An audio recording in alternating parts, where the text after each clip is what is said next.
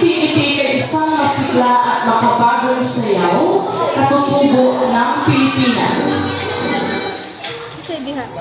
Nagmula sa Surigao del Norte. Ano ang mga galaw ito sa kilos ng itik tulad ng pagbisik ng tubig at pag-ikot na paa na ginagaya ng mga mananayaw sa masayang paraan. Ipinang ang iksi, sigla at pagkamalikhain ng mga Pilipino.